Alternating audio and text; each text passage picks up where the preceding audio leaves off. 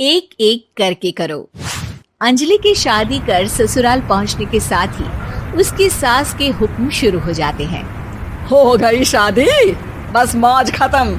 कल से जल्दी उठकर काम पर लग जाना है। अरे माँ आज ही यहाँ आई है, इसे सब समझने के लिए कुछ दिन तो दो। मेरे और बहू के बीच की बात है, तू घर के मामले में ना बोलियो। इस पर जतिन वहाँ से अपने कमरे में चला जाता है और सास अंजलि को काम की लिस्ट सुनाने लगती है। सुबह पहले घर की सफाई करनी है, फिर कपड़े धोने हैं, साथ में खाना भी बनाना है। एक की वजह से दूसरा काम रुकना नहीं चाहिए है। जी मम्मी जी ठीक है। ये कहकर अंजलि अपने कमरे में चली जाती है। अंजलि, मम्मी हमेशा बोलती थी बहू आएगी तो उनका काम हल्का होगा, पर मुझे नहीं पता था कि वो काम हल्का करने की जगह टाल ही देंगी। कुछ नहीं होता, ये सब मैं अपने घर में भी तो करती थी, मुझे आदत है, कोई दिक्कत नहीं होगी। ठीक है, पर अगर कुछ हो तो बता देना। दोनों सो जाते हैं और अगली सुबह से अंजलि जल्दी उठ के सास के बताए कामों में जुट जाती है, जिसमें वो जैसे ही कपड़े धोने लगती है तो सास वहाँ आ जाती है। अरे सुनो, ये कपड़े ऐसे नहीं धुलेंगे, सबको डिवाइड कर फिर एक एक करके अलग अलग धोने हैं। क्या एक एक कपड़ा अलग करके? एक बार में सुनाई नहीं देता क्या? वही बोला है मैंने, लग जाओ काम पर हैं? सास की बात मानते हुए अंजलि एक एक करके कपड़े धोना शुरू करती है, जिसे करते हुए आधा दिन बीत जाता है। अरे रे, सुबह से कब दोपहर हो गई पता ही नहीं चला, अभी तो खाना भी बनाना है। अंजलि भागते हुए रसोई में जाती है, जहाँ उसकी सास पहले से ही उसे खड़ी मिलती है।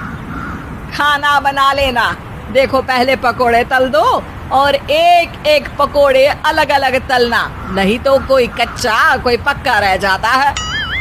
सास की हर बात में एक एक की कहानी अंजलि के समझ में नहीं आती, लेकिन फिर भी वो बिना कुछ बोले काम करती रहती है।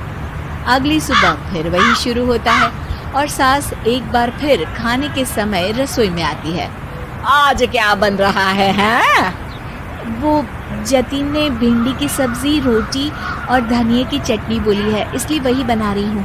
अरे वाह जी वाह, बढ़िया है। पर भिंडी एक एक करके धोना, फिर टोवेल से पोंछकर एक एक करके ही काटना, साथ ही धनिए की पत्ती भी एक एक करके ही धोना। अरे पर मम्मी जी। अरे क्या पर? सफाई का ध्यान रखना आता भी है या नहीं है? मैं ये सब सबकी हेल्थ के लिए ही तो कर रही हूँ ना, और तुम अर पर करती रहती हो हैं? सास की बातें सुन अंजलि हैरान रह जाती है। मैं तो सिर्फ सोचती थी कि जानबूझकर मेरा काम बढ़ाने के लिए ये सब करती हैं, पर ये तो काम बढ़ाने के साथ परेशान भी करना चाहती हैं। मैंने इनकी कौन सी बहस खोल दी जो इतनी दुश्मनी निकाल रही हैं? अब क्या करूं? अब अंजलि सास की बातों और हरकतों के बीच फंस जाती है। काम के लिए मना भी नहीं कर सकती, नहीं तो जाने कौन सा ड्रामा खड़ा कर दे। पर अंजलि तुझे कुछ तो करना पड़ेगा। इतनी देर में जतिन भी वहां आ जाता है। अरे कौन ड्रामा खड़ा कर रहा है और क्या करना पड़ेगा? जतिन की बात सुन अंजलि सोच में पड़ जाती है। इन्हें सच बताऊं या नहीं? पर अगर ये गुस्सा हो गए तो? वैसे भी अपनी माँ से बहुत प्यार करते हैं, फिर उनके खिलाफ कुछ सुन कैसे लेंगे? अंजलि ये सब सोच ही रही होती है कि जतिन फिर बोलता है। अरे क्या हुआ, कहाँ खो गई? अरे नहीं कुछ नहीं, वो मैं टीवी सीरियल के बारे में सोच रही थी।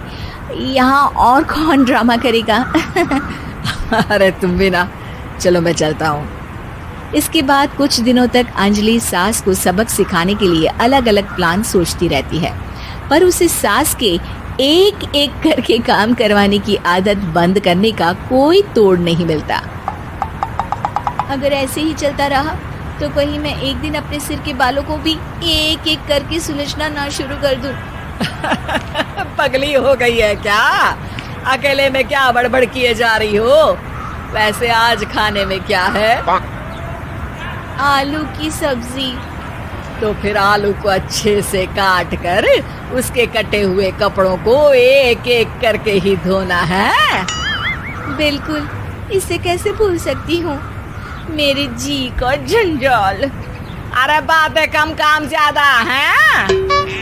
अंजलि एक बार फिर सास के कहे अनुसार काम करने लग जाती है, जिसमें सब्जी बनाते हुए उसके दिमाग में एक आइडिया आता है और वो सास को आवाज लगाती है। मम्मी जी सुनिए, जरा इधर तो आना। अंजलि की आवाज सुन सास रसोई में आती है। अरे क्या हुआ, क्यों गला फाड़ कर चिल्ला रही हो? कुछ नहीं, वो सुबह कपड़े धोने की जल्दी में नहाई नहीं थी और अब शाम की पूजा भी करनी है, तो आप जरा सब्जी देख लीजिए ना, तब तक मैं नहा कर आती हूँ।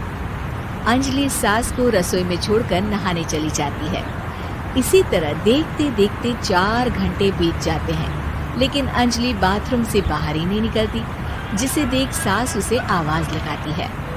अरे बाथरूम में ही समाधि लगा ली क्या? यहाँ सब्जी बनकर ठंडी भी हो गई और अभी तक तेरा नहाना खत्म नहीं हुआ।